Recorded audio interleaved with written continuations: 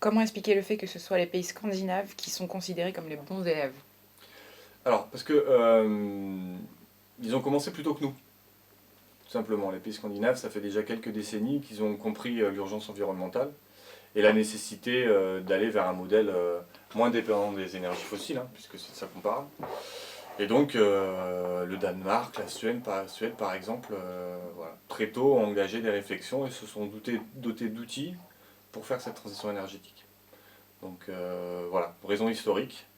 Le fait aussi qu'ils n'avaient pas forcément de ressources fossiles, donc très tôt ils se sont posé la question. Enfin, nous non plus, on n'en a pas, mais en France on a fait le choix de l'énergie nucléaire, qui pose d'autres questions environnementales. Mais le fait que voilà, ils n'avaient pas non plus d'alternative a participé au fait qu'ils s'y sont intéressés très tôt, et qui fait qu'aujourd'hui c'est les plus ambitieux et les plus vertueux, on va Euh, dire. Vous savez pas d'où leur vient ce déclic? Enfin, c'était par rapport à leur zone géographique ou c'était par rapport... Alors concrètement, pourquoi eux et pourquoi si tôt? Alors moi je connais pas bien ces pays-là. Mm. Bon, c'est des pays qui sont, notamment la Suède, très ouverts sur la nature aussi, hein, avec beaucoup de milieux naturels magnifiques. Donc peut-être que ça a participé à cette prise de conscience. Mais sur l'origine de ça, je vous avouerai, j'ai pas plus d'éléments. Ok, Si ce n'est qu'aujourd'hui, voilà, ils sont beaucoup plus en avance que les autres et ils se sont pris beaucoup plus tôt. d'accord. Serait-il utopique de croire au fait que la France puisse prendre exemple sur les pays scandinaves?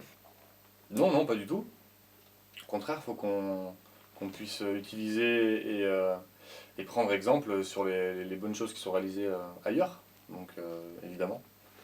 Par exemple, la taxe carbone, dont vous avez entendu parler, Mhm. ce mécanisme-là qui est assez intéressant puisque c'est l'application du principe de pollueur-payeur.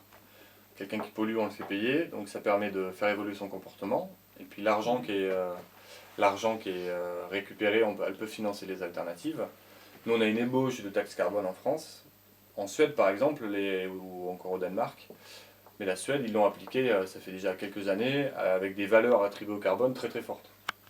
Ce qui fait que c'est vraiment un outil qui fonctionne Et du coup, et, les gens, ouais, ils font plus et attention. qui fait évoluer les comportements. Mm. Là, je crois qu'on doit s'inspirer d'eux pour voir qu'il y a des solutions telles que celle-là qui fonctionnent.